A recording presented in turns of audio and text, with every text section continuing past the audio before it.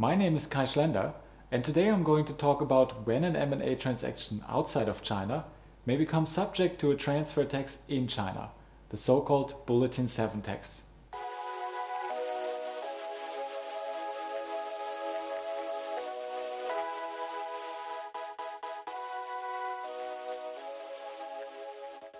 Over the last decade, the Chinese government has issued several guidelines on when an indirect transfer of taxable properties in China may become subject to taxation in China.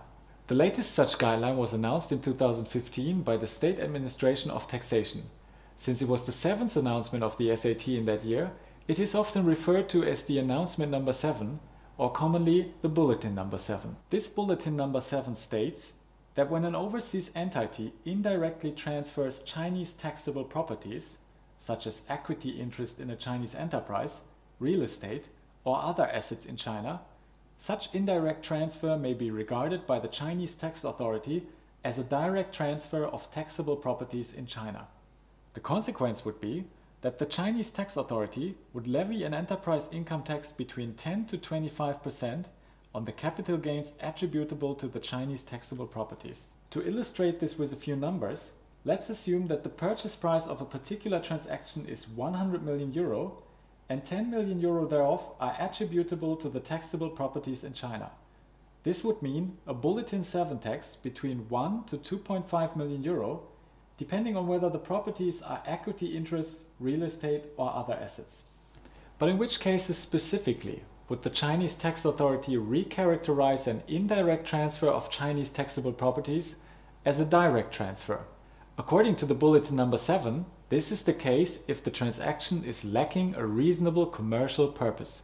To determine this, the Bulletin Number 7 provides both a set of criteria under which transactions may inevitably be deemed to be lacking a reasonable commercial purpose, as well as criteria under which transactions may reach a safe harbor free of taxation. A safe harbor may most notably be reached in cases of intra-group reorganizations. As a rule of thumb, the transferor and the transferee in the transaction should either control one another by holding more than 80% of the other's equity interests, or a parent company should hold 80% of the equity interests in both of them. On the contrary, for a transaction to be subject to tax and to be considered to be lacking a reasonable commercial purpose, the following criteria should be fulfilled. 75% or more of the value of the overseas transferor is derived from taxable properties in China. 90% or more of the total assets or the total income of the overseas transferor is derived from taxable properties in China. The overseas entity holding the taxable properties in China only performs limited functions with little economic substance. The income tax payable overseas for the indirect transfer would be lower than the potential tax burden in China. For all other transactions that are somewhere in between the safe harbor and the taxable transactions, the Bulletin Number 7 provides a range of criteria for an analysis of the reasonability of the commercial purpose. When deciding on whether to notify the transaction to the Chinese tax authority, both parties face certain risks in the event that the Chinese tax authority ultimately regards the transaction as a direct transfer of taxable properties in China. The overseas transferee, or buyer, is generally required to withhold the Bulletin 7 tax until it has been determined whether the indirect transfer is taxable in China or not.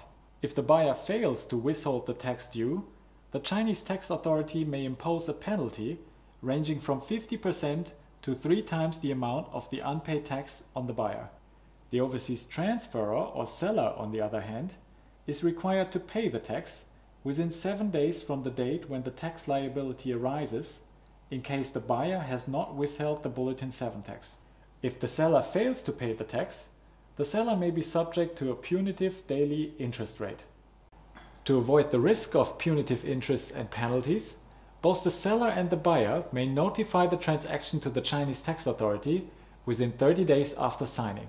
However, since this will mean that either the buyer needs to withhold the respective tax or the seller needs to pay the respective tax, this will only be a favorable solution if there is a considerable risk that the indirect transfer may indeed become subject to the Bulletin 7 tax. Therefore, when facing a transaction where Chinese taxable properties are indirectly transferred, the parties should consider the following steps. Firstly, diligently analyzing the applicability of the Bulletin 7 tax in accordance with the criteria provided by the SAT. Secondly, weighing the costs and benefits of a voluntary notification and tax withholding against the disadvantages resulting therefrom. Thirdly, negotiating and drafting the contractual terms of the transaction documents, either for a scenario with or without a notification of the Chinese tax authority. Thank you for watching today's video. For more information on this topic or other China-related M&A issues, you may follow the link on your screen. Please also feel free to contact us if you have any questions or comments.